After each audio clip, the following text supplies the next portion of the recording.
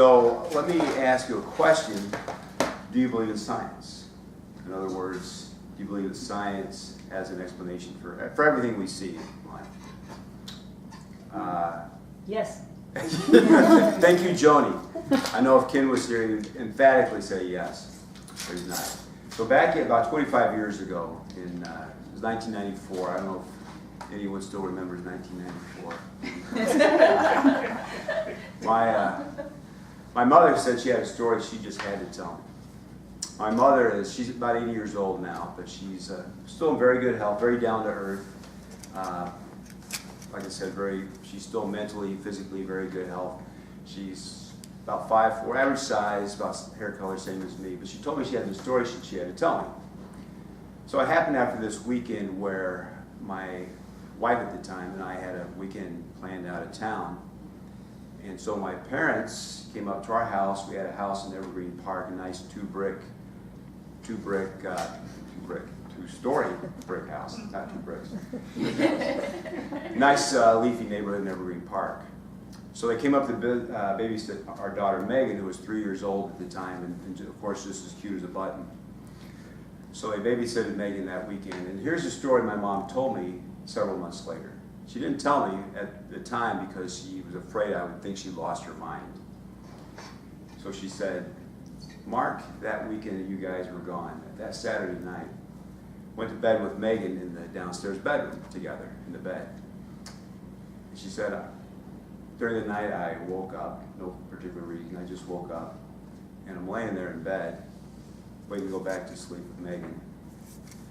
In the quiet of the night, she said, all of a sudden, I heard the sound of little kids laughing out in the kitchen, laughing and running from the kitchen into the dining room. There's no children, there's no kids in the house. My mom is shocked. She said, I'm shocked, I'm laying there, I don't know what to think of this. I'm laying there, I'm trying to figure out what's going on. Dad's sleeping upstairs in the bedroom. I'm laying there in shock, I don't know what to do. And then, as if that wasn't bad enough, Megan lifts up her head, doesn't open her eyes, but says, I already told you I can't come and play. My mom is just stunned. She's laying there in shock. She doesn't know what to think about this. Has it ever happened to anybody? So that was the story my mom told me. So what do you think I told my mom after she told me that story? That she was nuts?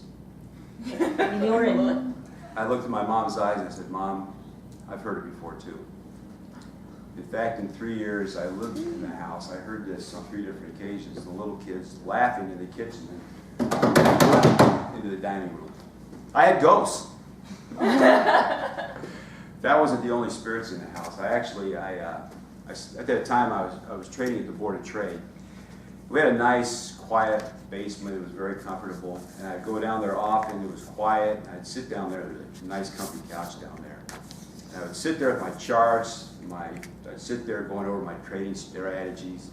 So I spent a lot of time down there, but over the course of those 3 years, on about 15, 20 different occasions while I'm sitting there, usually there's nobody else in the house. I would hear, up in the kitchen, I would hear the sound of footsteps. You know, when you hear footsteps, you can kind of figure out the size of that person. I could tell by these dainty footsteps it was a woman, about 5'3", probably a little over 100 pounds. And she would start walking from the center of the kitchen. She'd walk to the back of the kitchen. Then she'd take 2 steps down. There was a landing to go outdoors. She would take the steps down to the landing and turn and pause, start walking down the steps. Now, where I'm sitting on the couch, I've got a dead-on view of the stairway. And I'm waiting to see who's going to appear in the stairs. And there's never anyone there. I wanted to say, hey lady, what do you want? But there was never anybody there. So that happened quite a few times. So, you know, these instances were not they weren't too frightening. They seemed to be kind of benign.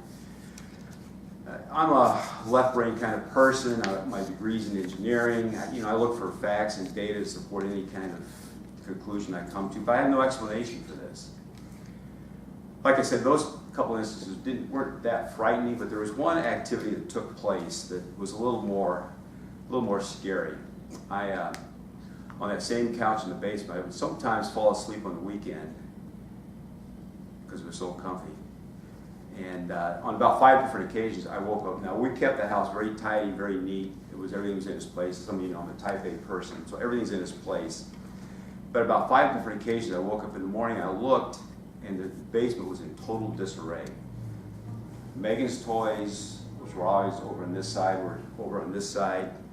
Items from the adult side, where I would find over in Megan's play area. My papers were scattered all over the floor. One morning, I woke up, opened my eyes, and I see this array in front of me, and I kind of rolled my eyes down to where there was a big speaker at the end of the couch with a big table lamp on it. This particular morning, that lamp, it wasn't knocked over, it had been picked up and set back down and balanced on its side. It was as if somebody's saying, you know, we're here and look what we can do. So, you know, I don't have any kind of explanation for this. It seems like there's just some things that the science can't explain. You know, there's gravity, but how do we know how gravity works? You know, there's out in the solar system, we know there's these planets that pulling each other with gravity. We don't know how that works. So it just seems like there's some things that the science can't explain.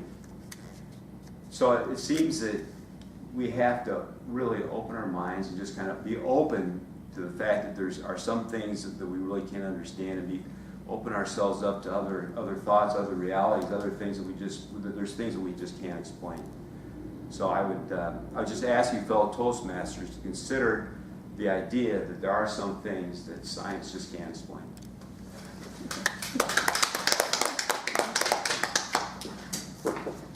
Mark?